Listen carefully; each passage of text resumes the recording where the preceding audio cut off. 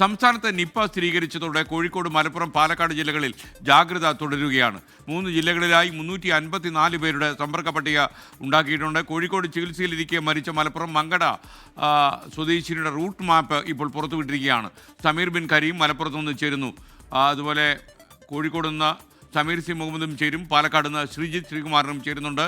ആദ്യം സമീർ ബിൻ കരീമിലേക്ക്. മലപ്പുറത്താണ് സമീർ ഉള്ളത്. Sameer, good morning to all of U.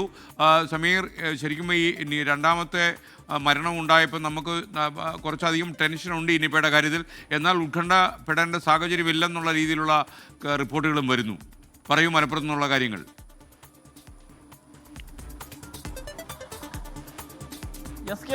Malappuram ജില്ലയിൽ ഈ നിപ്പ രോഗി മരിച്ചതിന് പിന്നാലെ നടത്തിയ പരിശോധനയിലാണ് രോഗം സ്ഥിരീകരിക്കുന്ന ഒരു ഘട്ടമുണ്ടായത്. അതിന് പിന്നാലെയാണ് ജില്ലയിൽ കണ്ടെയ്ൻമെന്റ് സോണുകളും അതോടൊപ്പം തന്നെ നിപ്പ രോഗിയുടെ റൂട്ട് മാപ്പും പുറത്തുവിട്ടിരിക്കുന്നത്. 23-ാം തീയതി മുതൽ 2-ാം തീയതി വരെയുള്ള റൂട്ട് മാപ്പാണ് ഇതുമായി ബന്ധപ്പെട്ട് ആരോഗ്യവകുപ്പ് പുറത്തുവിട്ടിരിക്കുന്നത്. 23-ാം തീയതിയാണ് ഈ രോഗിക്ക് രോഗം ആരംഭിക്കുന്നത്. പിന്നീട് 24-ാം തീയതി സ്വയം ചികിത്സ നൽകുന്നു. 25-ാം തീയതി ഈ മക്കരപ്പറമ്പിലുള്ള ഒരു ക്ലിനിക്കിലേക്ക് മാത്രം പോയി വീണ്ടും വീട്ടിലേക്ക് മടങ്ങുന്നു. 26-ാം തീയതിയാണ് ഈ കൂടുതൽ യാത്രയിൽ സഞ്ചരിക്കുന്നത്. ഒന്ന് വീട്ടിൽ നിന്നും മക്കരപ്പറമ്പ് മിനി ക്ലിനിക്കിലേക്ക് പോകുന്നു. അവിടെ നിന്ന് മലപ്പുറം കോപ്പറേറ്റീവ് ആശുപത്രിയിലേക്ക് വരുന്നു. അവിടെ നിന്ന് കോട്ടക്കലിലുള്ള മിംസ് ആശുപത്രിയിലേക്ക് വരുന്നു. പിന്നീട് കോട്ടക്കലിലുള്ള മിംസ് ആശുപത്രിയിലേക്ക് അവിടെ നിന്ന് മടങ്ങി വീണ്ടും തിരികെ പോകുന്നു. അങ്ങനെയാണ് 26-ാം തീയതിയുള്ള ഈ രോഗിയുടെ റൂട്ട് മാപ്പിൽ സൂചിപ്പിക്കുന്നത്.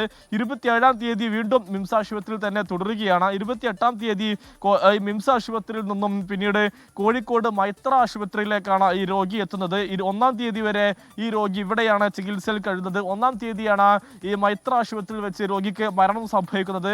അതിന് പിന്നാലെയാണ് കോഴിക്കോട് മെഡിക്കൽ കോളേജിലേക്ക് മൃതദേഹം എത്തുകയും അവിടുത്തെ ഡോക്ടേഴ്സിൽ തോന്നിയ സംശയത്തെ തുടർന്ന് നിപ്പ രോഗം അതുമായി ബന്ധപ്പെട്ട പരിശോധന നടത്തുകയും ചെയ്തത്. ഇതിലാണ് ഇപ്പോൾ ഈ രോഗിക്ക് രോഗം കണ്ടെത്തുന്ന ഒരു ഘട്ടം ഉണ്ടായിരിക്കുന്നത്. അതിന് പിന്നാലെ ജില്ലയിൽ നിയന്ത്രണങ്ങൾ ഏർപ്പെടുത്തിയിരിക്കുകയാണ്. ഈ മക്കരപ്പറമ്പ്, കൂട്ടിലങ്ങാടി, മങ്കട, കുറുവ പഞ്ചായത്തുകളിലാണ് വിവിധയിടങ്ങളിൽ കണ്ടെയ്ൻമെന്റ് സോണുകളായി പ്രഖ്യാപിച്ചിരിക്കുകയാണ്. മക്കരപ്പറമ്പ് പഞ്ചായത്തിൽ 1 മുതൽ 13 വരെ വാർഡുകൾ കണ്ടെയ്ൻമെന്റ് സോണാണ്. കൂട്ടിലങ്ങാടി വാർഡിൽ 15-ാം വാർഡ് കണ്ടെയ്ൻമെന്റ് സോണാണ്. മക്കരപ്പറമ്പ് പഞ്ചായത്തിൽ 14-ാം വാർഡ് കണ്ടെയ്ൻമെന്റ് സോണാണ്. കുറുവ പഞ്ചായത്തിൽ 2-ാം വാർഡും 3-ാം വാർഡും 6-ാം വാർഡും ഈ കണ്ടെയ്ൻമെന്റ് സോണായി പ്രഖ്യാപിച്ചിരിക്കുകയാണ്. ജില്ലയിൽ പ്രത്യേക നിയന്ത്രണങ്ങൾ ഏർപ്പെടുത്തിയിട്ടുണ്ട്. കണ്ടെയ്ൻമെന്റ് സോണുകളിൽ പൊതുവായി ആളുകൾ കൂട്ടം കൂടാൻ ഒരു തരത്തിലും പാടില്ല. മാത്രമല്ല വിദ്യാഭ്യാസ സ്ഥാപനങ്ങൾക്കും അവധി പ്രഖ്യാപിച്ചിരിക്കുകയാണ്. ജില്ലയിൽ പൊതുവായി മാസ്ക് ധരിക്കണം അടക്കമുള്ള നിയന്ത്രണങ്ങളും ആരോഗ്യവകുപ്പും ജില്ലാ ഭരണകൂടവും ഏർപ്പെടുത്തിയിട്ടുണ്ട്. SKN.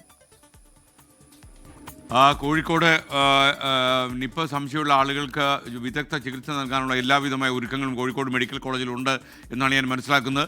സമീർ സി മുഹമ്മദ് കൂടി ചേരുകയാണ്. Sameer, good morning. കോഴിക്കോട് എന്തൊക്കെ സൗകര്യങ്ങളാണ് ഇപ്പോൾ ഏർപ്പെടുത്തിയിരിക്കുന്നത്?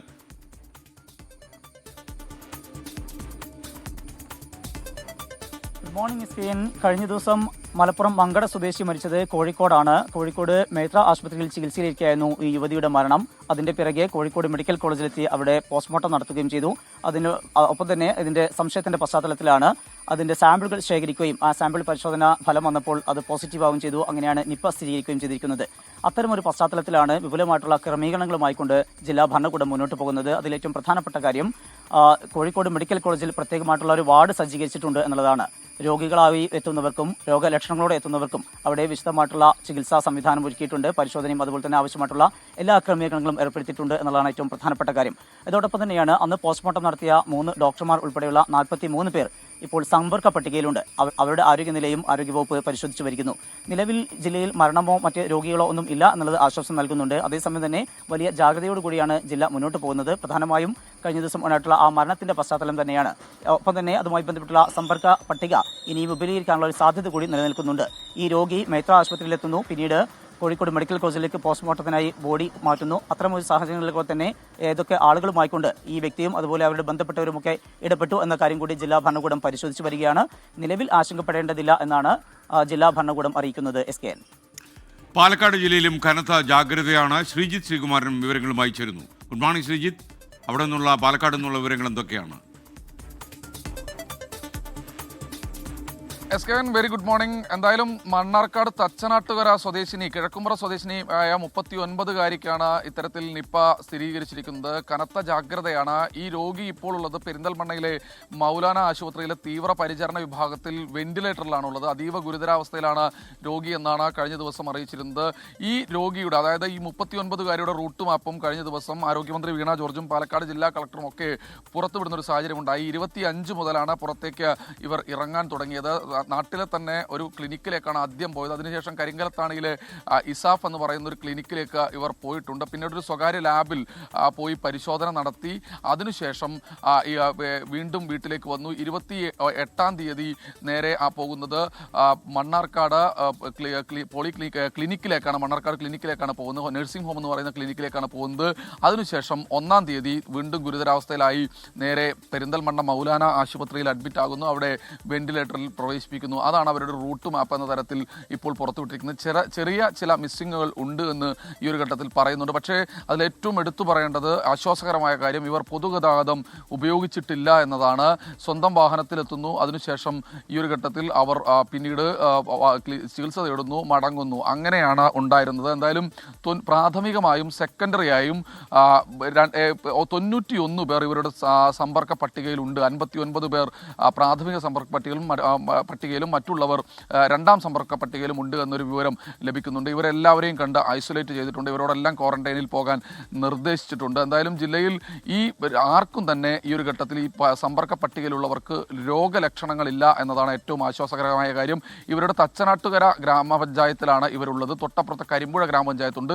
തച്ചനാട്ടുകര ഗ്രാമപഞ്ചായത്തിലെ ചോളോട്, കിഴക്കുംപുറം അടക്കമുള്ള 4 വാർഡുകൾ കണ്ടെയ്ൻമെന്റ് സോൺ ആക്കിയിട്ടുണ്ട്. ഇത് കൂടാതെ കരിമ്പുഴ പഞ്ചായത്തിലെ 2 വാർഡുകൾ 17, 18 വാർഡുകൾ കൂടി കണ്ടെയ്ൻമെന്റ് സോൺ ആക്കിയിട്ടുണ്ട്. ഇവിടേക്കുള്ള പ്രവേശനം കാര്യമായ രീതിയിൽ തന്നെ ഈ ഒരു ഘട്ടത്തിൽ നിരോധിച്ചിട്ടുണ്ട്.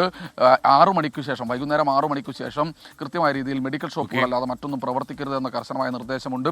പോലീസിന്റെ സേവനമുണ്ട്. ഈ മേഖലയിലൂടെ പോകുന്ന ആളുകൾ മാസ്ക് ധരിക്കണം എന്നും പറയുന്നുണ്ട്. എന്തായാലും കർശനമായ സുരക്ഷയുണ്ട്. ആരോഗ്യമന്ത്രി വീണ ജോർജ് ഇന്ന് വൈകിട്ടോ അല്ലെങ്കിൽ നാളെ രാവിലെയോ ഇവിടേക്ക് എത്തിച്ചേരും. അവരും അവലോകന യോഗത്തിൽ പങ്കെടുക്കുമെന്നാണ് അറിയിച്ചിട്ടുള്ളത്. മറ്റു പ്രശ്നങ്ങളൊന്നുമില്ല. ആർക്കും നിലവിൽ രോഗലക്ഷണങ്ങളില്ല. ഈ യുവതിയുടെ ആരോഗ്യനില ഗുരുതരമായി തുടരുന്ന ഒരു സാഹചര്യമാണ് നിലവിലുള്ളത്. Okay, thank you Sreejith. Sreekumaran, 3 ജില്ലകളിലും കനത്ത ജാഗ്രത തുടരുകയാണ്. ഭീതിയുടെ നിഴലിൽ ചില പ്രദേശങ്ങളൊക്കെ ഉണ്ട്. എന്നാൽ നമുക്ക് ജാഗ്രത പാലിക്കണം.